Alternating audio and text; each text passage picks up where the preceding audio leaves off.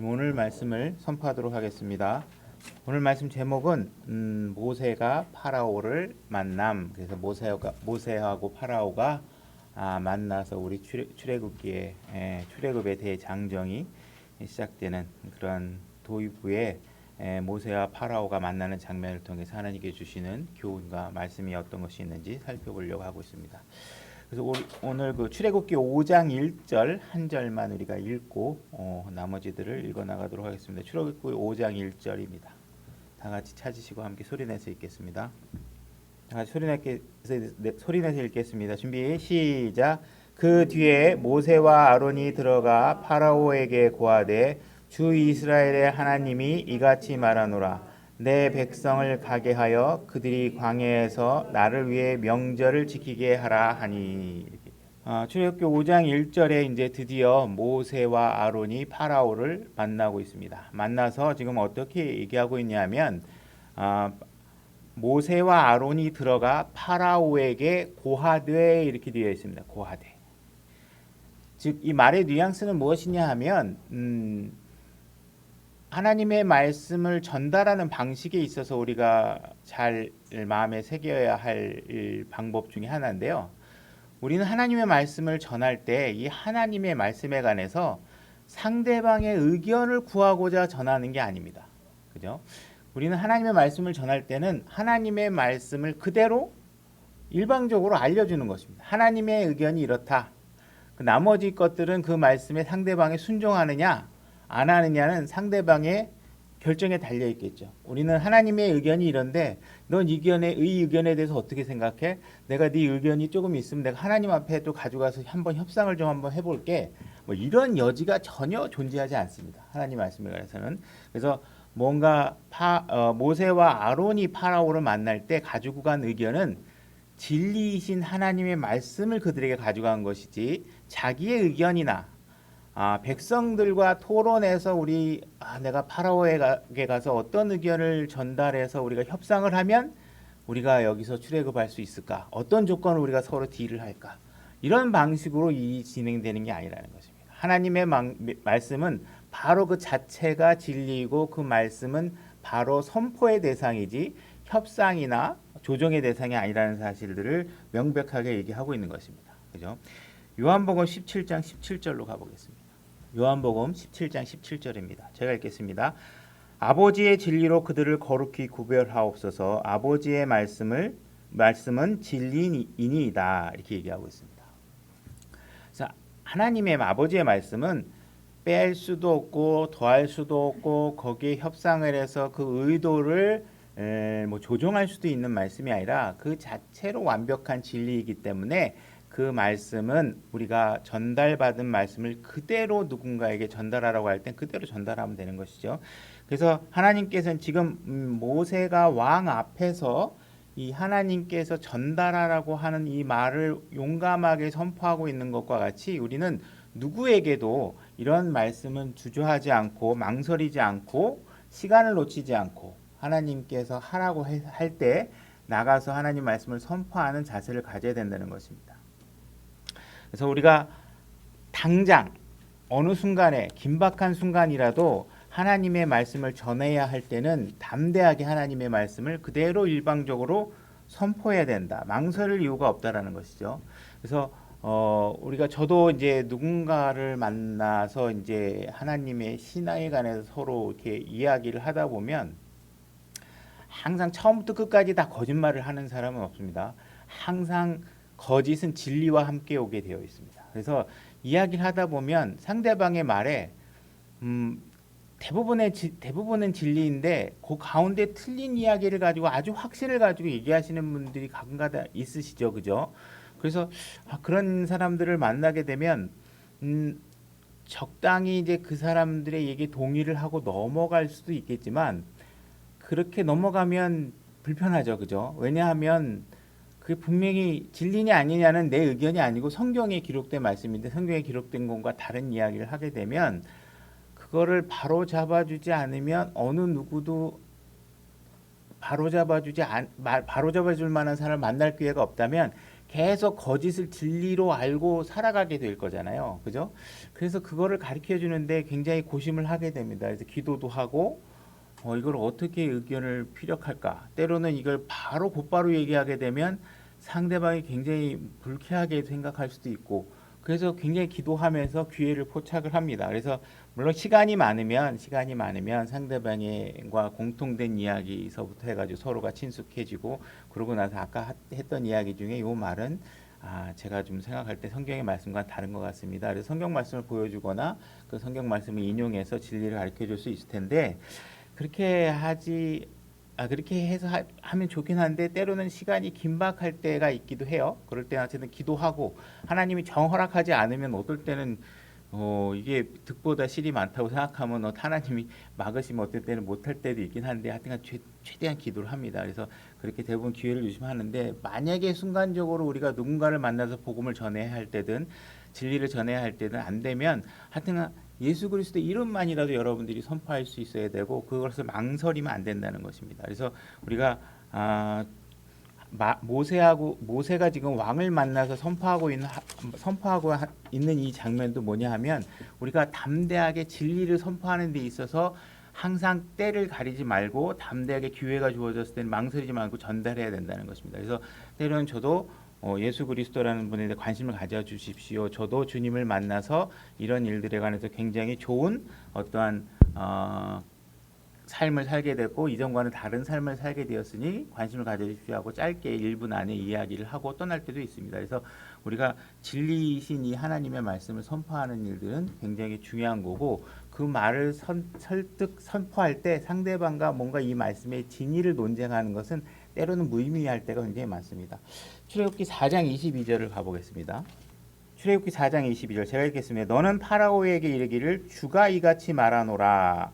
이스라엘은 내 아들을 곧 나의 처음 난 자니라. 내가 네게 말하노라. 내 아들을 가게 하여 그가 나를 섬기게 하라. 이렇게 얘기하고 있습니다. 그래서 지금 아까 5장에서도 마찬가지지만 주가 이와 같이 말한다, 이런 자세를 취하고 있죠. 그래서 내 의견이 아니고 하나님께서 이와 같이 말한다. 그래서 우리는 누구를 만나서 만약에 복음을 전해야 할 때 때로는 뭘 얘기해야 될지 모를 때가 많죠. 그렇다 그러면 하나님께서 주신 기록된 성경 말씀을 로마서를 피던 로마서 3장을 피던 해서 우리가 하나님 말씀을 시간이 충분히 있다면 읽어가면서 하나님의 말씀을 전달해 주는 방법도 하나의 방법이겠죠. 그래서 분명히 하나님께서는 우리에게 말할 것을 주지 않고 가서 말하라고 그러는 것이 아니라, 우리에겐 이미 성경이라는 것이 갖고 있죠. 그래서 하나님이 전하라고 하는 말이 이 성경책에 다 있습니다. 그러니까 우리는 때로는 우리가 정말 뭘 말해야 될지 모르겠다고 하면 성경에 로마서에 이와 같이 성경에 말씀이 적혀 있습니다 하는 방식으로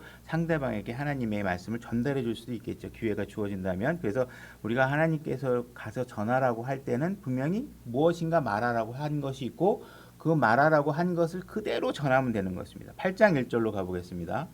주께서 모세에게 이르시되 파라오에게 가서 그에게 말하기를 주가 이와 같이 말하노라. 내 백성을 가게 하여 그들이 나를 섬기게 하라. 동일한 말씀이 반복되고 있고, 하나님께서는 계속 모세에게 내가 이와 같이 말한다고 가서 그대로 전해라, 이와 같은 말을 하고 있습니다. 출애굽기 8장 20절로 가보겠습니다.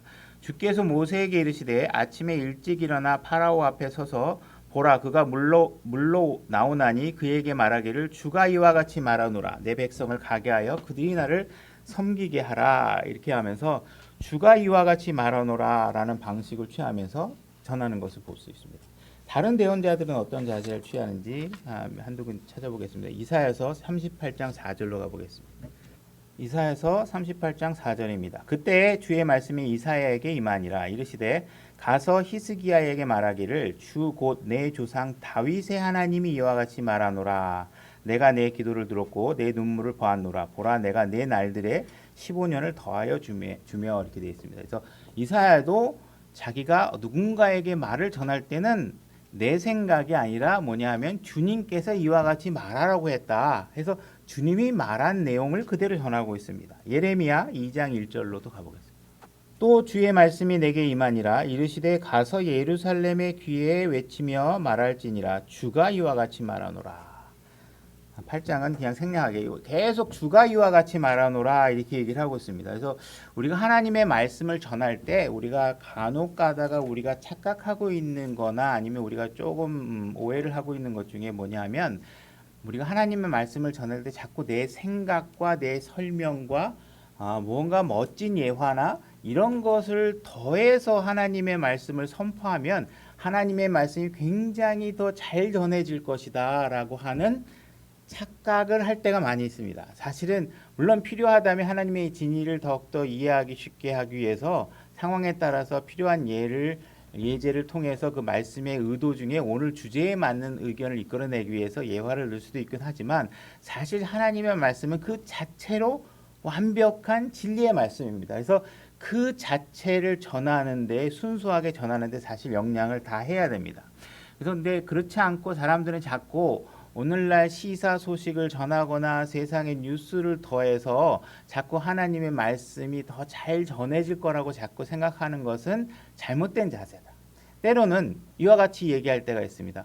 요즘 보니 막 코로나도 일어나고 뭐 세상에 막 흉흉한 일도 벌어지고 기온이 엄청나게 뭐 올라가고 기상이변이 일어나는 거 보니까 하나님의 말씀이 이제 마지막 때가 되는 게 맞는 것 같습니다. 이렇게 얘기를 하는 경우가 있죠. 근데 이 자세는 굉장히 사실 어떻게 보면 막말로 얘기하면 악한 자세일 수도 있습니다. 뭐냐 하면 하나님의 말씀은 뭘로 검증하고 있냐면 세상의 현상으로 하나님의 말씀을 검증하잖아요. 이런 자세는 주객이 전도된 거예요. 사실 세상이 그렇지 않아도요. 하나님의 말씀은 그대로 이루어지는 말씀입니다. 그러니까 세상이 이렇게 되든 저렇게 되든 하나님의 때가 아니면 마지막 때가 아닐 거고요. 이 세상이 평온하고 여러분들의 상상을 초래하고 하나님이 당장 오지 않을 것 같아도 하나님의 때가 되면 다 오게 되어 있습니다. 그러니까 우리는 세상의 일로 하나님의 말씀을 검증하는 자세를 취하는 것은 굉장히 하나님 입장에서 보면 오만불손한 자세가 아닐 수 없습니다. 그러니까는 우리는 항상 하나님의 말씀 그 자체, 우리는 모든 사람이 죄를 지어 하나님의 영광에 이르지 못하니라라는 문장의 구조가 있으면요, 우리는 그 문장의 구조가 왜 영광에 이르지 못한다고 했지? 그걸 자기식으로 해석해서 전하기보다는 그 문장 그대로 전하는 것이 제일 안전합니다. 왜냐하면 그 문장은 그 문장 자체로 아주 완벽하게 구성되어 있는 거고 완벽한 단어의 순서를 취하고 있는 것입니다. 그러니까 우리가 여러분들 죄지어서 지옥 가요 이렇게 해가지고 하는 내용도 그 안에 포함되어 있지만 사실은 영광에 이르지 않는다는 못한다는 표현 자체가 굉장히 또 하나님의 질서에 더 진리에 가깝게 구성되어 있는 진리입니다. 그러니까 우리는 하나님의 말씀을 자꾸 내 생각을 더하거나 시사적인 것을 가지고 더하거나 세상을 이용해서 하나님의 말씀을 평가하거나 철학자의 말을 가지고 평가하거나 할 것이 아니라 주님께서 이와 같이 말씀하신다고 주님의 말씀을 그대로 전하는 것이 가장 완벽하고 온전한 말씀을 전하는 방식이라는 사실을 잘 알고 계셔야 돼요. 그 기준을 놓치고서 주객이 전도되는 방식으로 말씀을 전하면 안 된다. 디모데후서 4장 1절로 가보겠습니다. 제가 읽겠습니다. 그러므로 내가 하나님 앞과 주 예수 그리스도 앞에서 곧 친히 나타나실 때에 자신의 왕국에서 산 자와 죽은 자를 심판하실 분 앞에서 내게 명하노니 말씀을 선포하라. 때에 맞든지 맞지 아니하든지 긴급히 하라. 모든 오래 참음과 교리로 책망하고 꾸짖고 권면하라. 이렇게 되어 있습니다. 그래서 긴급히 하라. 말씀을 선포하라. 그래서 하나님의 은혜의 경륜도 정해진 때가 있습니다. 무한정 주어지는 것이 아니죠. 경륜의 때가 벌써 초림 이후에 2000년 이상이 지나가고 있지만 그거와 다르게 여러분들의 삶은 80년, 100년 안에 다 죽게 됩니다. 그죠? 그 이전에 여기서 문을 나가자마자 죽을 수도 있습니다. 그건 누구도 알 수 없습니다. 그렇기 때문에 우리는 긴급히 하나님의 말씀을 전하고 그들에게 생명 안에 들어올 수 있는 기회를 제공해야 됩니다. 그래서 하나님의 말씀은 우리가 항상 열심히 선포할 수 있는 준비를 하셔야 됩니다. 출애굽기 5장 1절로 다시 오겠습니다. 제가 읽겠습니다. 그 뒤에 모세와 아론이 들어가 파라오에게 고하되 어떻게 얘기하냐면 주 이스라엘의 하나님이 이같이 말하노라 하면서 내 백성을 가게 하여 그들이 광야에서 나를 위해 명절을 지키게 하라 이렇게 얘기하고 있습니다. 근데 이렇게 얘기할 때 이 모세가 취한 자세는 뭐냐면 파라오 왕 앞에 와서 딱 잠깐만 기다려 보세요. 내가 적어놓은 거 어디다 뒀지? 막 쪽지 펴가지고 하나님이 이렇게 말씀하시는데 이렇게 읽은 게 아니에요. 그죠? 뭐냐면 그대로 마음속에서 외워진 것이 입 밖으로 나온 것입니다. 그죠? 그러니까는 모세는 하나님의 말씀이 우리가 4장부터 계속 하나님께서 여러 번 반복해서 얘기하고 있는 것처럼 모세에게는 지금 하나님의 말씀이 어떻게 되어 있냐면 마음에 새겨져 있는 것입니다. 그죠? 마음에 새겨져서 그것이 자기 것이 되어져서 전달자이지만 사실상 그 말에 완전히 동화되어져서 이야기를 하고 있는 것입니다. 그 말이 동의되어 있는 것. 하나님께서는 그 말씀대로 하실 분이시고 이 말씀을 듣지 않으면 안 되는데 하면서 상대방에게 전하는 거예요. 그죠? 우리가 복음을 전할 때 마찬가지로 그냥 예수님 믿으면 구원받아. 근데 내 삶은 그거와 상관없거나 아니면 그 말을 그냥 입만으로 전달하는 게 아니라 그 말을 전할 때 뭐냐면 너 안 믿으면 진짜 지옥 가는데 안 믿으면 생명 안에 없는데 이것이 지금 동의되어 있는 거죠. 그러니까 지금 모세가 얘기하고 있는 말은 마음속에 새겨져 있는 것이에요. 그러니까 우리가 누구에게인가 말을 전할 때는 그것이 하나님의 말씀, 하나님의 입장에서 정말 동의된 상태에서 전할 때 능력이 있는 것입니다. 그런 자세로 전하셔야 돼요. 여러분들이 그냥 지옥 얘기하면서 사실 마음속으로 자기 믿지도 않으면서 그냥 뭐 지옥 있어, 뭐 지옥 가겠대. 하나님 안 믿으면 안 좋을 걸 막 이렇게 그냥 건성건성 머릿속으로만 있는 것만 전다는 게 아니라 마음속에 새겨져 있어야 된다는 것이에요. 그죠? 그래서 모세가 읽은 건 무슨 양피지기를 펴서 읽은 것도 아니고 뭐 떠듬떠듬한 것도 아니고 담대하게 왕 앞에서 마음속에 새겨진 것을 그대로 얘기한 것이라는 것입니다. 그래서 여러분들도 하나님의 말씀을 가능한 한 암송할 수 있으면 암송해서 가지고 계시다가 누군가가 원할 때 필요할 때 그것이 여러분 안에서 긴급하게 나올 수 있도록 준비되어 있는 것이 굉장히 좋겠죠. 그죠? 그래서 하나님의 말씀을 갖다가 항상 암송하고 우리가 새겨두고 있는 것은 전하는 상대방에게도 유익하지만 갖고 있는 그 말씀을 품고 있는 우리에게도 너무나도 유익하다는 것입니다. 시편 119편 9절로 가보겠습니다. 제가 읽겠습니다. 청년이 무엇으로 자기 길을 깨끗하게 하리이까? 주의 말씀에 따라 자기 길을 조심함으로 하리이다. 내가 온 마음으로 주를 찾사오니 내가 주의 명령들에서 떠나 방황하지 않게 하소서. 내가 주께 죄를 짓지 아니하려고 주의 말씀을 내 마음속에 숨겼나이다. 이렇게 얘기하고 있죠. 그래서 특히 젊은 청년들, 많은 것으로부터 유혹받고 있는 청년들이 죄로부터 자기 자신을 방어할 수 있고 보호할 수 있는 최적의 방법은 뭐냐면 주님의 말씀을 여러분들의 가슴에 새기고 암송하고 그것을 간직하고 있는 것입니다.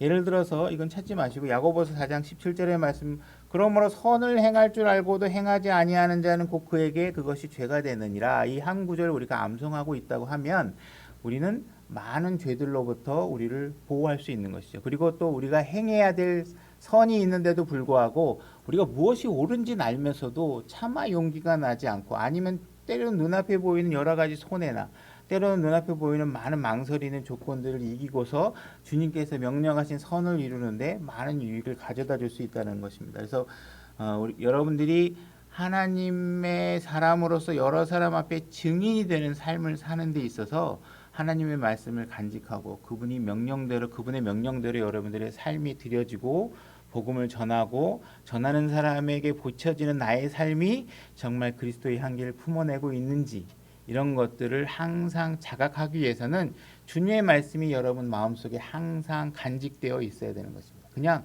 교회 갔다가 왔다가 그냥 무슨 말씀이 있는지도 모르고 그냥 교회 그냥 무슨 뭐 서클 동호회 다니듯이 그냥 뭐 종교생활 하나 하면 좋지 이런 것이 아니라 정말 하나님의 말씀이 하나하나 살아서 여러분 마음속에 간직되어 있고 그 말씀이 효과적으로 일하려면 그 말씀들이 항상 여러분 마음속에 잘 새겨져 있다는 것입니다. 그래서 여러분들이 하나님의 일을 하지 않고는 못 배기게끔 그 말씀이 여러분들을 자꾸 움직이게 만들게 되는 것입니다.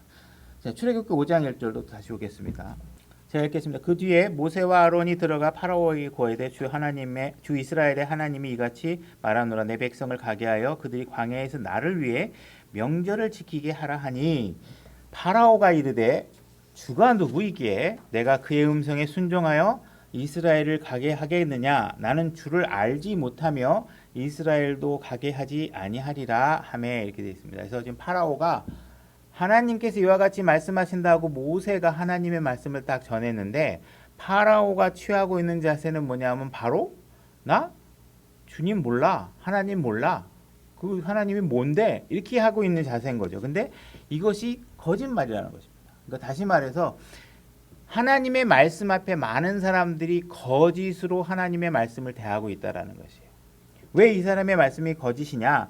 일단은 하나님의 말씀에 우리 참지는 마시고 로마서 3장 4절에 보게 되면 사람은 하나님은 진실하시되 사람은 다 거짓말쟁이다라는 말씀이 있습니다. 그죠?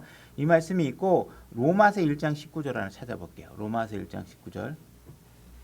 하나님은 사람은 다 거짓말쟁이다 이렇게 선언을 해놨죠. 지금 모세는 바로 그 유형에 들어가고 있는데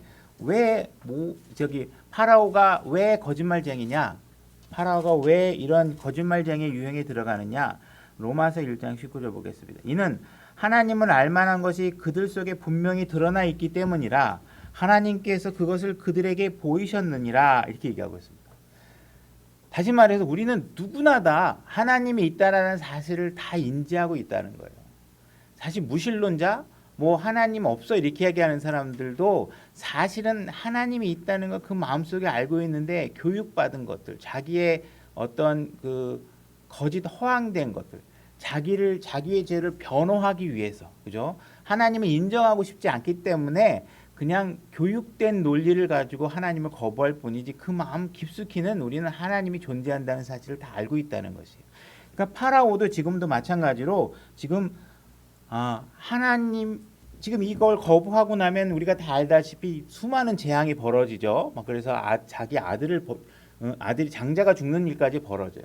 근데 그러한 재앙이 일어나기 이전에 벌써 파라오는 어떤 자세를 취하고 있냐면 하나님 나 몰라. 하나님 나 인정하지 않아. 이 자세를 취하고 있다는 거예요. 그러니까 파라오가 마치 지옥에 가도록 예정이 돼 있다거나 하는 이야기들은 우리가 인정할 필요가 없는 것이 뭐냐면 지금 파라오는 스스로가 하나님을 거부하는 걸 선택하고 있는 것이라는 것이에요. 그죠? 그러니까 모든 죄인들이 취하고 있는 근본적인 문제는 뭐냐면 하나님의 말씀이 선포되면 아주 근본적인 하나님의 진리, 하나님이 존재한다는 진리조차도 다 거부해 버린다는 것이에요. 그래서 결국은 자기 마음이 강팍해지고, 그죠? 하나님을 거부하고, 그리고 하나님께서 강물을 피로 변하기도 하고, 개구리를 엄청나게 많게도 하고, 이가 나타나기도 하고, 가축이 죽기도 하고, 우박이 떨어지기도 하고, 하늘이 시커매지기도 하고, 결국은 자기 아들을 죽기까지 하는 일이 벌어지는데도 어떻게 돼요? 계속해서 인정하지 않는 상황들이 벌어진다는 것이. 그 일의 시작은 어디냐? 하나님의 존재를 거부하는 것이에요. 근데 그것이 그냥 예정되어 있는 것이 아니라 파라오는 자기 의도를 가지고 그 의지를 가지고 거부하고 있다는 것입니다. 지금 5장에서 모세가 만나고 있는 파라오는 모세와 파라오가 처음 만나는 만남입니다. 모세는 출애굽기 2장에서 살인을 하죠. 살인을 해가지고 그 당시에 파라오가 모세를 찾아서 죽이고자 하는 명령을 내립니다. 그래서 모세는 당시에 미디안 땅으로 몰래 숨어 있다가 4장에 가서 하나님께서 너를 죽이고자 하는 사람들이 다 죽었으니 다시 이집트로 돌아가라 이렇게 얘기해서 지금 모세가 다시 이집트로 돌아왔고 지금 현재의 만난 파라오는 출애굽기 2장에서 모세를 죽이려고 했던 파라오가 아닙니다. 그래서 모세와 파라오는 지금 처음 만나는 장면인데 이 파라오는 모세와의 첫 만남에서 근본적인 하나님의 존재를 거부하고 있고 또 지금 모세는 내 백성들을 가게 해서 주의 명절을 지키게 해라 하는 하나님의 말씀을 이야기했는데 완고하게 확실하게 거부하고 강팍해져서 모든 재앙이 다 닥치고 있는데도 끝까지 이 일을 하나님의 말씀을 받아들이지 않는 자세를 취하죠. 그죠? 그래서 모든 무신론자들이나 음행을 저지르는 사람들, 죄로 빠지는 모든 사람들의 죄의 시작의 그 첫 번째는 뭐냐면 하나님을 거부하는 것입니다. 그래서 지금 이 파라오가 거부하고 있는 것은 무엇이냐면 이런 거잖아요. 지금 내 백성들을 가게 해서 뭘 하게 하자는 거예요? 주의 명절을 지키게 하자는 것이죠. 그죠? 그런데 가지 못하게 하는 거예요. 만약에 오늘날 우리의 삶에서 생각을 해보면 우리가 일주일의 삶이 있다가 일요일 날 주님을 경배하러 교회를 가게 하자 하는데 세상의 통치자가 뭘 하고 있는 거예요? 그 가지 말라는 거예요. 교회 가지 말라는 거예요. 그죠? 무슨 주님을 섬기고 뭐 그딴 거 나는 몰라. 그런 거 하지 마. 그건 나 안 보내줄 거야. 그런데 그 얘기 하고 있는 거예요. 그죠? 그 일을 만들게 하기 위해서 하나님이 뭘 하고 있어요? 세상에 이 사람들 지금 마음을 변화시키기 위해서 개구리 때 뭐 해가지고 10가지 재앙들을 계속 하죠. 뭘 하기 위해서 그래요? 자기의 백성이 주님을 경배하는 일, 주의 명절을 지키게 하는데 하기 위해서. 그러니까 여러분들이 지금 삶을 살다가 일요일 날 교회 나와서 예배 드리는 삶을 하나님께서는 사실 원하고 계시는 거고, 여러분들을 세상에서 여러분들의 삶에서 빼내서 일주일에 한 번은 주님을 경배하는 삶을 살게 하고 싶어 하는 거예요. 근데 세상은 그걸 여러분들 못하게 해요. 많은 이유를 가져다 대서 못하게 합니다. 그죠? 근데 그러한 삶에서 하나님은 분명히 원하고 있는 건 뭐냐면 너희들이 그곳에서 나와서 나를 경배하는 곳으로 옮겨가라고 말하고 있는 것입니다.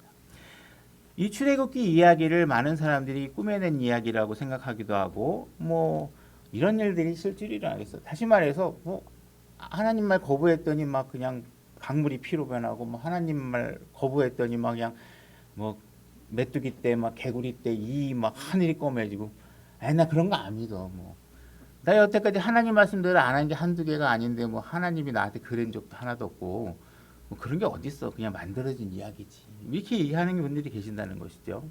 그러나 그렇게 무시하면 안 된다는 거예요. 여러분들에게 지금 당장 일어나지 않는다고 해서 그 일이 상쇄되고 있지 않다는 거예요. 언젠가 한 번은 분명히 여러분들에게 모든 것들이 다 정산될 때가 있다라는 것이에요. 그죠? 그러니까 여러분들이 분명히 하나님을 거부하는 그 일의 모든 결과는 여러분들의 상상 이상의 대가를 치르게 된다는 사실들을 우리 명심하셔야 된다. 그것을 지금 파라오는 실질적으로 우리 기록을 통해서 눈에 보이게 멸망의 과정을 하는 과정을 보여주는 거고, 여러분들은 지금 당장 안 일어나니까 아무것도 안 일어나는 것 같지만 분명히 파라오에게 일어난 일들이 여러분들에게도 일어날 것이라는 사실을 보여주고 있는 것이라는 것입니다. 하나님은 강도도 구원하시고요, 소돔 사람들도 구원하시고 간음하는 여인들도 구원하시는 분이십니다. 그죠? 누구든지 독생자 예수 그리스도를 믿기만 하면 누구든지 다 하나님께서 생명 안으로 넣어주시는 분이십니다. 그런데 여러분들이 만약 그 길을 거부하고 악한 길로 가면 갈수록, 어두움으로 가면 갈수록 여러분들은 그 어두움에서 돌아서 생명으로 돌아오기가 점점 어려워진다는 것이에요. 여러분들이 이미 저지른 죄들이 여러분들을 밝은 곳으로 못 가게 할 뿐만 아니라 여러분들이 뱉은 말 때문에 스스로 얽매여서 가지도 못합니다. 그죠? 그래서 여러분들이 점점 죄로부터 빠져서 음행으로, 범죄함으로 이미 저질러 놓은 거짓말들이 수두룩해서 그걸 다 번복하고 자기 자신을 고백하고 하나님 앞에 나가기가 점점 힘들어져요. 그러나 하나님께서 원하시는 건 무엇이냐면 바로 여러분들이 놓여 있는 죄와 그런 모든 올무들을 어떻게 해야 돼요? 여러분들 스스로 풀어내셔야 돼요. 다 여러분들 스스로 풀어내시고 주님 앞에 오면 다 받아주시겠다고 하는 것이에요. 그죠? 근데 지금 파라오는 그 길에서 점점 멀어져 가고 있는 것이죠. 그죠? 잠언 29장 1절로 가보겠습니다. 제가 읽겠습니다. 자주 책망을 받으면서도 목을 굳게 하는 자는 갑자기 멸망을 당하며 또 구할 길이 없느니라. 목을 굳게 하는 자, 교만한 자. 하나님 말씀이 주어졌는데 뭔가 나한테 하나님 말씀보다 더 좋은 생각이 있다고 생각하는 사람들. 하나님께서 교회로 모이라고 하는데 내가 좀 하나님 교회 말고 다른 데서 내가 좀 더 좋은 방법으로 교회 바깥에서 무언가 일을 해결해 보겠다고 하는 사람들. 그죠? 이렇게 내 방법대로 하나님의 말씀은 다 알면서도 결정적인 순간에는 하나님의 말씀을 선택하는 것이 아니라 내 지혜를 선택하고 내 판단을 선택하는 사람들. 결국은 이런 사람들의 삶이 지금 당장에는 아무 일도 안 일어나는 것 같지만 어느 순간 어느 한계에 부딪히게 되면 어느 날 갑자기 그 사람들에게 멸망이 찾아오게 된다는 것을 파라오의 그림을 통해서 보여주고 있다는 것입니다. 하나님의 말씀은 한치의 오차도 없고 한치의 애누리도 없고요. 하나님의 말씀은 그대로 그 무게대로 여러분들에게 오게 됩니다. 여러분들이 예수 그리스도의 은혜와 긍휼과 그분 안에 들어오는 삶을 선택하지 않는 한 여러분들의 모든 거짓된 삶은 나중에 다 정산받게 된다는 것을 아셔야 된다는 것이죠. 출애굽기 5장 3절로 가보겠습니다. 제가 읽겠습니다. 그들이 이르되 히브리 사람들의 하나님께서 우리를 만나셨은즉 원하건대 우리가 사흘 길쯤 사막으로 가서 주 우리 하나님께 희생물을 드리게 하소서. 그분께서 역병이나 칼로 우리를 덮치실까 염려하나이다 하니 이집트 왕이 그들에게 이르되 모세와 아로나 너희가 어찌하여 백성으로 하여금 그 일을 하지 못하게 하느냐. 너희가 가서 너희의 짐이나 지라 하고. 지금 세상이 지금 말할 수 있는 내용들을 지금 파라오가 얘기하고 있는 것입니다. 지금 뭐 얘기하고 있냐면 내 백성들을 가서 주님을 섬기게 하게 해주십시오 그랬더니 뭐라고 하는 거예요? 왜 자꾸 너는 사람들 일하고 있는데 자꾸 일하고 있는 사람을 데리고 가서도 자꾸 뭐 예배 드린다고 그런 거 하고 있어. 넌 네 일이나 가서 해. 내 일에 관여하지 말고. 이건 내 권한이야. 이 사람들 일해야지. 왜 나 자꾸 데려가는 거야? 방해하지 말라는 거예요. 네 일이나 하라는 거예요. 왜 내 권한 안에 있는 내 노예들인데, 그죠? 내 노예들을 내 마음대로 부리려고 하는데 네가 와서 자꾸 뭐 이 사람들을 데리고 가서 하나님을 섬기게 하고 주의 명제를 지키게 하려고 하느냐? 그러니까 이렇게 얘기하고 있는 것이죠. 그죠? 5절. 또 파라오가 이르되 보라 이제 이 땅에 백성이 많거늘 너희가 그들의 짐에서 벗어나게 하여 쉬게 하는도다 하니라. 파라오가 바로 그날 백성의 작업 감독자들과 그들의 직무 수행자들에게 명령하여 이르되 너희는 이전과 같이 벽돌을 만드는데 필요한 짚을 백성들에게 더 이상 주지 말고 그들이 가서 스스로 짚을 거두게 하며 또 그들이 지금까지 만든 벽돌의 수요대로 그들에게 부과하고 거기서 조금도 줄이지 말라. 그들이 게으름으로 소리질러 이르기를 우리가 가서 우리 하나님께 희생물을 드리자 하나니. 지금 뭐예요? 이 사람들이 보니까 일이 너무 고되지가 않으니까 쓸데없는 생각을 하는 것 같다. 그죠? 뭐 하나님을 섬겨? 너 시간이 많구나. 너 뭐 아주 인생 편한가 본데? 너 고생 좀 해야 되겠어. 그래가지고 지금 파라오가 어떻게 하는 거예요? 계속 더 어렵게 만드는 거죠. 어렵게 만들어서 못 섬기게 하는 거예요. 그죠? 지금 파라오는 마귀의 어떤 이집트라는 건 세상의 어떤 전형적인 모델이고 지금 파라오는 마귀의 전형적인 모델로 지금 등장하고 있는 것이죠. 그죠? 우리가 지금 일요일 날 가서 뭐 교회 좀 가겠습니다. 그러면 야, 너 인생 좋구나. 뭐 이런 식으로 생각하는 거죠. 그러니까 교회 간다고 하면 하나님 섬기겠다고 하면 자꾸 세상 사람들은 핍박을 가하는 거예요. 근데 일요일 날 등산 가겠다 그러면 아무 소리 안 해요. 일요일 날 낚시 가겠다 그러면 아무 소리 안 해요. 그죠? 주님의 일만 아니면 세상 사람들하고 어울려 사는데 큰 지장이 없는 거예요. 근데 주님을 섬기자고만 하면 자꾸 세상 사람들이 여러분들에게 짐을 지웁니다. 그죠? 예배 드리지 말아라. 그리고 교회? 그 교회 보니까 헌금 얻어가지고 되게 잘 사는 것 같은데 교회에다 세금 좀 더 먹여. 안 되겠어. 교회 쟤네들 아주 팔자 좋은 것 같아. 이러면서 자꾸 교회에다가 악한 이미지를 씌우고 게으른 이미지를 씌우고 교회에다가 뭔가 나쁜 이미지를 씌우고 해서 그들을 괴롭히고 세금을 더 걷어냈고 더 막중한 짐을 줘서 자꾸 힘들게 만든다는 거죠. 그죠? 그래서 이런 일들을 세상이 지금 여러분들에게 하고 있다는 거예요. 세상 사람들에게. 베드로전서 4장 3절로 가보겠습니다. 그러니까 세상 사람들은요 그냥 놀고 뭐 스포츠 구경하러 다니고 뭐 이런 거에 대해서 욕하는 거 없어요. 그죠? 제주도 놀러 가고 뭐 누가 욕해요. 근데 교회만 간다 그러면 미워합니다, 여러분들. 그죠? 하나님의 말씀대로 실현하려고 하면 세상은 미워합니다.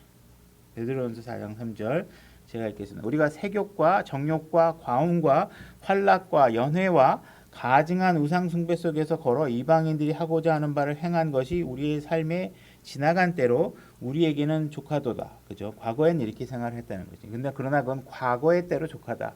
더 해서는 안 된다. 근데 이 점에서 그들이 너희가 자기들과 함께 다름질하여 그와 같은 극한 방탕에 이르지 아니함을 이상히 여기며 너희를 비방하라. 그죠? 여러분들이 과거에 이제 더 이상 안 할 거야. 나 이런 일 안 할 거 하고 딱 했더니 이제 막 음행하던 사람들이 우리를 보고 뭐예요? 야, 나하고 같이 음행해야지. 왜 너만 다른 데로 가? 하면서 비방하기 시작한다는 거예요. 그죠? 그러니까 우리는 세상 사람들은 우리가 하나님이 그들과 같이 음행하고 그들과 같이 방탕하고 그들과 같이 스포츠를 즐기고 그들과 같이 시사 뉴스에 빠져가지고 세상을 같이 욕하고 세상을 비판하고 그러면요 욕 안 해요. 그죠? 같은 편인가 보다 하고 서로 진영을 나눠서 서로 으쌰으쌰합니다. 그런데 하나님의 일을 하고자 하면 우리를 비방합니다. 야, 너 왜 이렇게 거룩하게 살려고 그래? 너 술 안 마신다고? 야, 웃기지 마. 이러면서 막 계속 하는 것이죠. 이거 왜 우리를 비난하느냐? 선한 일을 하기 때문에 비난한다는 거예요. 우리가 뭔가 아내와 화목한 삶을 살고 남편을 잘 섬기고 예를 들어서 자녀들을 하나님 말씀으로 잘 양육하고 막 이렇게 얘기하면 야, 인생 짧어. 너 가족 때문에 너만을 그렇게 희생하는 삶을 살면 안 돼. 즐겨야지. 언제 손주 안고서 이쁘다고 하고 있고 자식 안고 교육시키고 있고 그래. 나가서 스포츠도 하고 에어로빅도 하고 나가서 신나게 즐기고 노래 연습실도 가서 노래도 하고 이런 거 하면 여러분들 다 잘한다고 그래요. 근데 여러분들이 집에서 가족에게 하나님의 말씀으로 여러분들의 자녀를 양육하고 그러면 세상 사람들이 뭐라 그래? 짱돌 맞았다 그러듯이 할 거 아니에요. 그죠? 야, 시간 놀러다니 애한테 얽매여 가지고 인생 낭비할 거냐? 즐겨야지. 그죠? 이렇게 하면서 세상 사람들이 비난한다는 거예요. 그죠? 출애굽기 5장 9절로 가 보겠습니다. 출애굽기 5장 9절입니다. 그 사람에게 더 많은 일을 주고 그들이 그 일로 수고하게 하여 헛된 말에 주의를 기울이지 못하게 할지니라 하였더라. 그 사람 요게 영어로 어떻게 되어 있는 거냐면 man이라고 되어 있는 거예요. 근데 man이라는 것이 이제 성경에서 우리가 사람이라고도 하고 남자라고도 할 수 있어요. 근데 어쨌든 이 man이라는 것의 근본적인 단어의 원형의 의미는 뭐냐면 남자입니다. 그래서 이 파라오가 이 5장 9절의 문맥을 보면 항상 진리와 거짓이 항상 섞여 있습니다. 여러분들이 아담이 따먹은 게 뭐냐면 선악과잖아요. 그죠? 악과를 먹은 게 아니에요. 선악이에요. 항상 우리가 취하는 태도의 죄의 문제는 항상 선과 악이 공존하는 데서부터 생깁니다. 그죠? 어느 악이면 악만 선택하면 되고 선이면 선만 선택하면 골치 안 아플 텐데 항상 선악이 오면서 거짓과 진리를 여러분들에게 주면서 거짓으로 사람을 유도하게 만드는 것이죠. 그죠? 그래서 지금 남자들에게 일을 주라 이렇게 되어 있습니다. 그래서 이거는 굉장히 성경적인 표현입니다.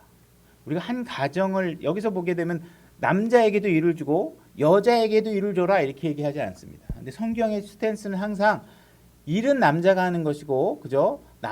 여자는 남자를 돕는 배필로서의 역할을 기본적인 스탠다드로 하는 것입니다. 그죠? 그래서 우리가 하나님께서는 가족을 부양하는 일에 있어서만큼은 남자가 책임지도록 한 것입니다. 그래서 남자가 가서 열심히 일을 해서 가정에서 돈을 벌어서 가족을 먹여 살리고 아내는 그런 남편을 돕는 배필로서 역할을 하는 것이죠. 그죠?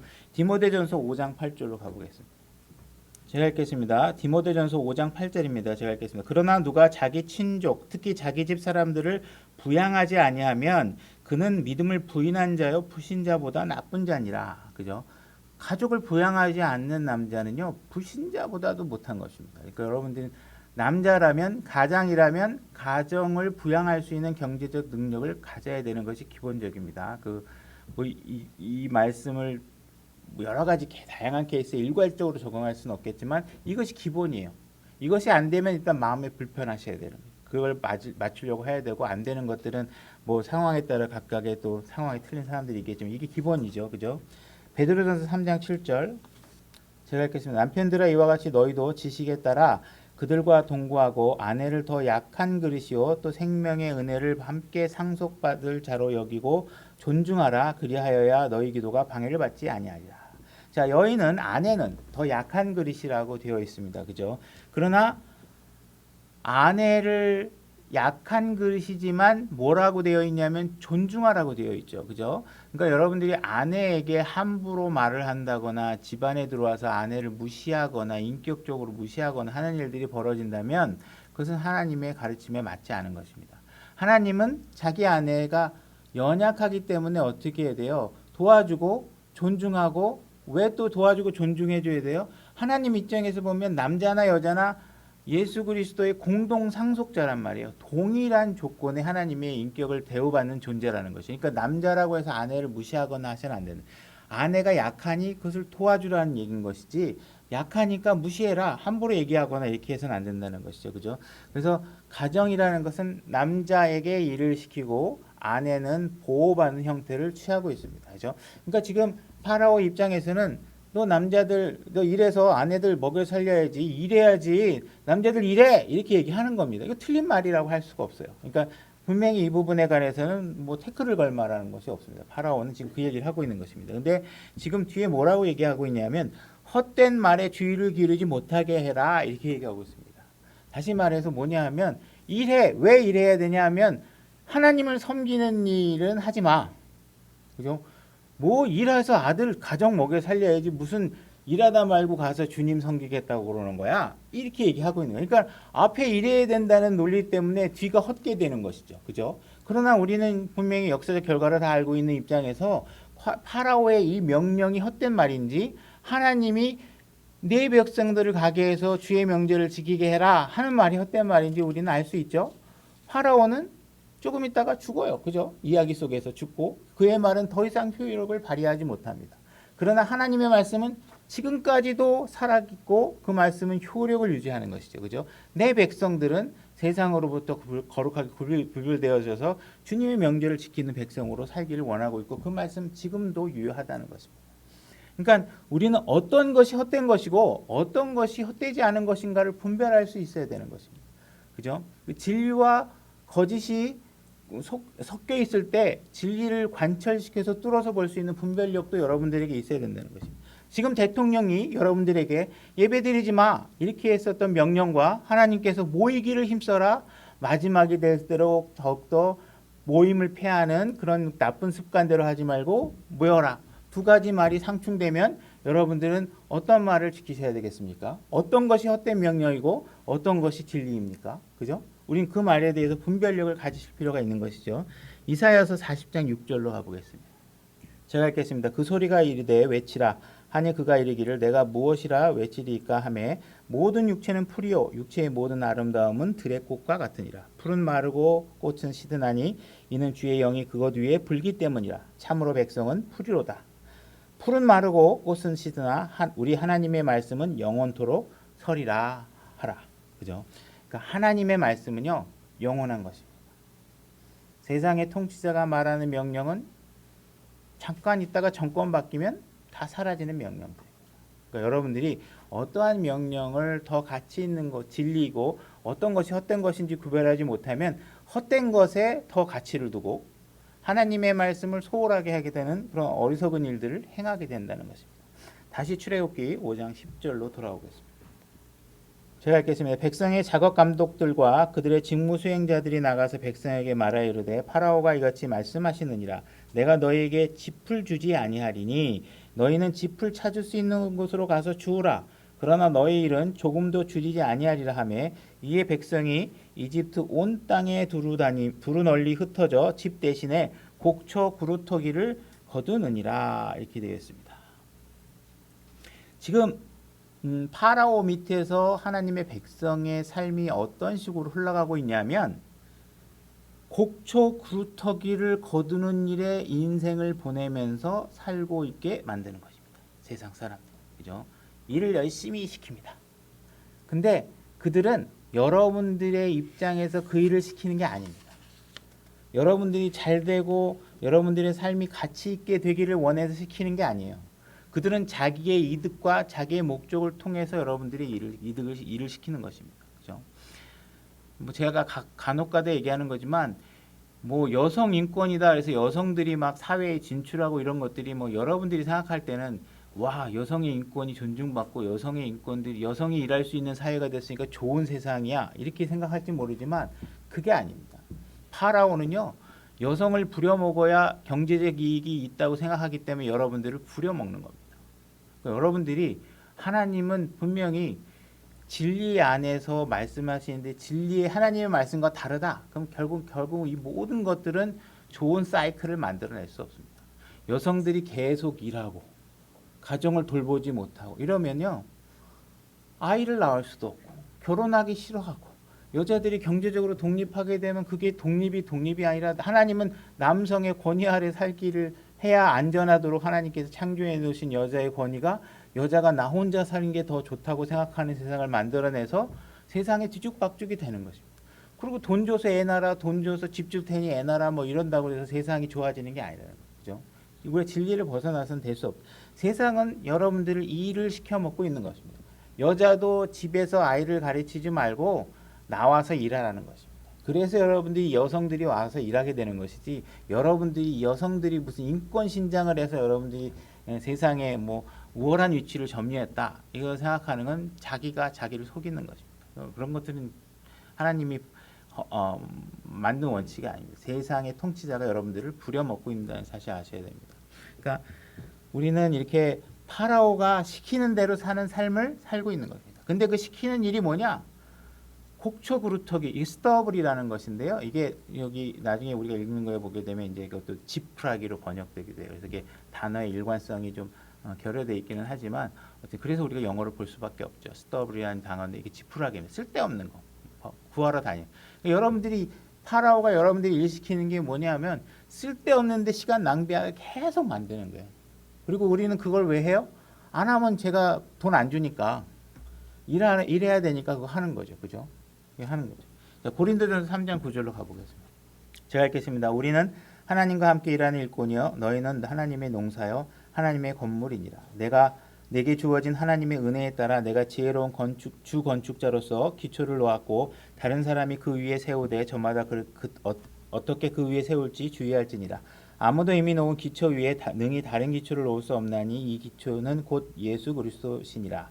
그런데 만일 어떤 사람이 이 기초 위에 금이나 은이나 보석이나 나무나 건초나 짚을 세우면 할 때 여기 짚이 스터블입니다. 아까 우리가 파라오가 구하러 다니게 만든 게 스터블입니다. 짚을 구하면 각 사람의 일이 드러나리라. 그 날이 그것을 밝히 드러내니 이는 그것이 불에 의해 드러나고 그 불이 각 사람의 일이 어떤 종류인지 그것을 시험할 것이기 때문이다. 이렇게 얘기하고 있습니다.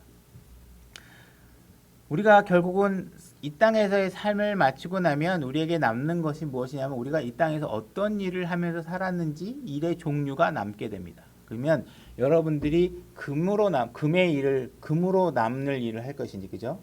지푸라기나 나무나 건초돔이나 이런 것들은 어떻게 해요? 불에 태워버리면 싹 없어지는 거지. 하나도 남지 않아 아무 가치도 없는 일을 하면서 살고 있는 것인지, 이거에 대해서 우리가 평가받게 된다는 것입니다. 그래서 이 일이 왜 중요하냐? 여러분들이 그리스도의 심판석에서 이제 영혼을 준비하는 삶을 살아야 되는데, 그리스도의 심판석에서 여러분들이 영혼이 시작될 때 여러분들이 이 땅에서 했던 일들이 어떤 종류였는지가 매우 중요하다는 것을 얘기하고 있는 것이에요. 그죠? 그러니까 여러분들이 지난 일주일 동안 과연 여러분들이 세상에서 한 일이 무엇이냐? 금을 쌓는 일을 했느냐? 아니면 지푸라기나 뭐 건초돔이나 쌓는 일들의 시간을 보냈느냐? 이거를 지금 생각해 보라는 거예요. 지금 파라오는 여러분들에게 무슨 일을 시키고 있느냐? 나중에 그리스도의 심판석에 가면 다 없어질 일들을 열심히 여러분들에게 시키고 있다는 거예요. 굉장히 열심히 시키고 있는 거예요. 그러나 우리가 그런 일들에서 벗어나서 정말 무엇이 가치 있는 일인지를 잘 알고 지금 모세가 이끌고 있는 이 삶의 위치가 무엇이고 가는 방향이 무엇인지를 잘 알아서 그 일에 힘을 같이 합해야 되는데 어떻게 해요? 지금 이 백성들은 그걸 잘 분별 못하고 있는 것이죠. 그죠? 그래서 지금 모세가 계속 이 일을 하고 있고 백성들은 아직 그 일을 잘 분별하지 못하는 것이라는 거죠. 그죠? 그러니까 우리가 지금 이 땅에 살면서 금으로 나중에 남을 일들을 할 수 있어야 되고, 어쨌든 여러분들이 호흡을 하고 있는 이상 주님을 만나는 그 순간까지 계속 기회는 주어져 있는 거예요. 오늘 이 시간, 내일 이 시간, 모레 이 시간도 계속 무엇인가가 여러분의 삶을 채워나가겠죠. 그때 과연 그런 삶을 채워나가고 있는 내용이 정말 주 예수 그리스도를 위한 삶인가? 아니면 그냥 나 좋자고 하는 일인가? 그죠? 교회 나오는 것도 그냥 내가 편하려고 나오는 건가? 종교적인 생활을 그냥 하는 건가? 아니면 정말 주님을 위해서 하는 건가? 그죠? 그러니까 누군가가 낮은 마음 침례교회에 와서 이 낮은 마음 침례교회에서 정말 기쁨이 누려지고 정말 다시 함께 어울리고 싶어하는 형제 자매들이고 하는 것을 느끼게 만드는 일들은 저 혼자 할 수 있는 일이 아니죠, 그죠? 여러분들이 각자 그 일들을 만들어가고 낮은 마음 침례교회가 세워진 이상 이 교회가 하나님 앞에 열매를 맺는 일들을 뱉어낼 수 있도록 만들려고 하면 그 일은 그냥 여러분들이 왔다 갔다 한다고 되는 일이 아니라는 거예요, 그죠? 뭔가 쌓아 나가야죠. 계속, 그죠? 그러니까 뭔가 할 수 있는 일들을 하셔서 이 교회가 하나님을 위해서 헌신될 수 있는 교회로 작동하게 하고 그런 일들이 만들어질 때 여러분들은 무슨 일을 하고 있는 거예요? 금이 쌓이는 일을 하시는 거예요. 은이 쌓이는 일을 하시고, 그죠? 나중에 불로 태웠을 때 남을 수 있는 일들을 하신다는 거예요. 그렇지 않고 그냥 왔다 갔다 하면 누가 손해요? 제가 손해요? 여러분들이 언제 손해요? 지금 이때는 잘 모르는데 그리스도의 심판석에서 영원한 삶을 여기 땅 할 때 보니까 아이고 그때 잘할 걸. 그런 일이 벌어진다는 거예요. 그죠? 이미 우리에게는 한정된 시간이 주어져 있으니까 미루지 말고 무엇인가 주님을 위해서 할 수 있는 일들을 해야 된다는 것이죠. 자, 출애굽기 5장 13절 제가 읽겠습니다. 작업 감족들이 그들을 재촉하여 이르되 너희는 집이 있었을 때와 같이 너희 일 곧 너희의 당일 작업을 완수하라 하고 파라오의 작업 감독들이 이스라엘 자손 위에 세운 자들 곧 그들의 직무 수행자들을 때리며 요구하되 너희가 어찌하여 어제와 오늘의 벽돌 만드는 작업을 이전과 같이 다 마치지 아니하였느냐 하느니라. 그러니까 지금 계속 압박을 하고 하는데 점점 조건은 악조건이 되죠. 그죠? 점점 조건이 악조건이 되면서 더 일을 시킵니다. 그러니까 이제 나중에 이제 이 세상 사람들은 결국은 현재 이 하나님의 백성들의 권리나 하나님의 백성들의 입장을 이해하는 데 있는 게 아니죠. 그죠? 그들을 어떻게 하면 자기 마음대로 길들여서 자기의 명령에 복종하게 만들 것인가 자기의 관점에서 보고 있는 것이에요. 그죠? 그래서 이들은 지금 자기가 하고 있는 일들이 무엇인지를 정확하게 인지하고 있다면 아마 모세의 힘을 실어주고 모세가 하는 일에 대해서 더욱더 잘 이루어질 수 있도록 하나님 앞에 기도하고 한 마음이 됐겠죠. 그러나 이들은 지금 계속 뭐에 지금 휘둘리고 있냐면 파라오가 시키는 일에만 계속 허겁지겁 하면서 그 일을 위해서 다 살고 있는 거예요. 안 보여 나머지는요. 뭐만 보여? 파라오한테 인정받을 것만 하는 거예요. 안 되면 혼나고 다음날은 어떻게 해서든지 더 열심히 해서 파라오한테 인정받을 거야. 이 얘기하고 있는 거예요. 자, 마태복음 6장 19절로 가보겠습니다. 마태복음 6장 19절. 너희 자신을 위해 보물을 땅에 쌓아두지 말라. 거기서는 좀과 녹이 부패하며 거기서는 도둑들이 뚫고 훔치느니라. 오직 너희 자신을 위해 보물을 하늘에 쌓아두라. 거기서는 좀과 녹이 부패하지 아니하며 거기서는 도둑들이 뚫지도 훔치지도 못하느니라. 너희 보물이 있는 곳에 너희 마음도 있느니라. 이렇게 하고요. 그러니까 여러분들이 지금 이 하나님의 백성들이 지금 계속 어디에 시야에 머물러 있냐면 파라오가 시키는 일을 어떻게 해서든지 완수하게 해서 하루 종일 노력하는 거예요. 계속. 근데 하나님께서 뭘 하고 있어요? 좀 잠시 그 일에서 벗어나서 뭘 봐야 돼요? 하늘에 내 마음이 정말 하나님 말씀에 있는 것인가, 하나님께 있는 것인가, 아니면 내가 지금 이 땅에서 지금 먹고 사는 것만 지금 관심이 있는 것인가, 이거에 대해서 지금 경고를 하고 있는 거예요. 그러니까 우리가 마음이 어디 있냐, 내 마음이 있는 곳에 보물이 있는 곳에 내 마음이 가니까 어디에 보물이 있냐 이거예요. 지금 파라오에게 인정받는 일이 나에게 보물이라고 생각하는 것이냐, 아니면 하나님께서 지금 내 백성을 보내라 했으니 그 일이 이루어지는 것이 나의 보물인가에 대해서 백성들이 잘 모르고 있는 것이죠. 계속 지금 파라오에 얽매이는 삶을 살고 있는 것입니다. 자, 15절로 가보겠습니다. 출애굽기 5장 15절. 이에 이스라엘 자손의 직무 수행자들이 가서 파라오에게 부르짖으며 이르되 왕께서는 어찌하여 왕의 종들을 이같이 대하시나이까? 그들이 왕의 종들에게 짚을 전혀 주지 아니하고 우리에게 벽돌을 만들라 하나이다. 보소서 왕의 종들이 매를 마주오나 이 일은 왕의 백성에게 있나이다 하니라. 그러나 그가 이르되 너희가 게으르다. 그러므로 너희가 이르기를 우리가 가서 주께 희생물을 드리자 하는도다. 계속 지금 파라오는 너희가 지금 게을러서 시간 많아서 자꾸 그 하는 거지 이렇게 이야기를 하고 있는 것입니다. 18절. 그러므로 이제 가서 일하라. 너희에게 짚은 전혀 주지 아니할지라도 너희가 지정된 수요에 벽돌을 넘겨 주어야 하느니라. 이렇게 얘기하고 있습니다. 그래서 지금 파라오가 얘기하고 있는 거는 지금 계속 너희가 지금 너무 시간이 많아서 예배 드리러 가자고 그래? 희생물 드리러 가라고 그래? 그렇게 얘기하고 시간 낭비. 지금 파라오의 시간에서 보면 입장에서 보면 뭐냐면 벽돌 만드는 일은 가치 있는 일이고 희생물 드리러 가는 하나님을 위해 섬기는 일은 가치가 없는 일이라는 거예요. 그죠? 이게 세상 사람들이 갖고 있는 가치가 아니라는 거예요. 그러나 그렇지 않다라는 사실을 알아야 되는데 그렇지 않다는 것이죠. 그죠? 그래서 아까도 얘기했다시피 뭐 축구나 등산이나 뭐 이런 것들을 한다는 거에 대해서는 그래 가 좋지 뭐 이렇게 세상은 그렇게 권면한다는 거죠. 그러나 예배는 안 된다는 거예요. 19절 이스라엘 자손의 직무 수행자들이 너희는 너희의 당일 작업 벽돌 수요를 조금 더 줄이지 말라 함을 듣고 자기들의 악한 상황에 빠진 이제 이 백성들이 이제 자기가 깨달은 이 세상이 나를 위해서 이런 거를 하는 게 아니구나. 뭐 나를 위해서 야 가족을 먹여 살려야지 그러고 뭐 좋은 철학을 갖다 대고 말이야 이렇게 얘기하는 게 나를 위해서 하는 게 아니구나. 내가 지금 이들의 악한 생각에 빠졌구나라는 걸 깨닫게 된 거죠. 그들이 파라오를 떠나 나올 때 길에 서 있던 모세와 아론을 만나 그들에게 이르되 너희가 우리의 향기를 파라오의 눈과 그의 신하들의 눈에 혐오거리로 만들고 또 그들의 눈에 칼을 주어 우리를 죽이게 하였은즉 주께서 우리를 보시고 판단하시기를 원하노라 하니 지금 이 얘기는 뭐냐면 이 파라오가 나를 괴롭히네? 그랬더니 그 분노를 어디다 표출하고 있냐면 모세를 향해서 표출하고 있는 거예요. 왜 내가 그냥 너가 아무 소리 안 했으면 그냥 그전처럼 살 텐데 왜 모세가 네가 나서 가지고 말이야 왜 우리를 더 이렇게 괴롭고 이 땅에서 힘들게 만들어 이렇게 하고 있는 거예요. 이들이 지금 뭐하고 있어? 세상에 속았다고 생각했는데 하나님을 보지 않고 어떻게 해요? 그 속았다는 분노를 누구에게 얘기하고요? 하나님의 일을 하고 있는 모세의 지도자에게 분풀이를 하고 있는 것이에요. 지금 하나님의 백성은 뭘 보고 있어요? 세상을 보고 있어요. 근데 모세는 누구를 보고 있느냐? 히브리서 11장 27절로 가보겠습니다. 제가 읽겠습니다. 믿음으로 그는 왕의 진노를 두려워하지 아니하고, 그죠? 왕이 가만 안 놔두겠어. 네가 감히 내 백성들을 뺏어 나가. 뭐 두려움이 있었겠죠. 근데 모세는 어땠어요? 그런 거 두려워하지 않았다는 거예요. 두려워하지 않았다는 게 왜 그렇게 있을 수 있느냐? 왜 그럴 수 있었느냐? 두려워하지 아니고 이집트를 버렸으니 모세 입장에서는 이집트를 버렸죠. 왕좌의 위치에 있었는데 그걸 다 버렸어요. 그죠? 그리고 자기의 백성을 위해서 고난을 같이 하려고 좀 자기의 모든 것을 버린 거죠. 버렸으니 그는 보이지 아니하시는 분을 보는 것 같이 하면서 견뎌내느니라.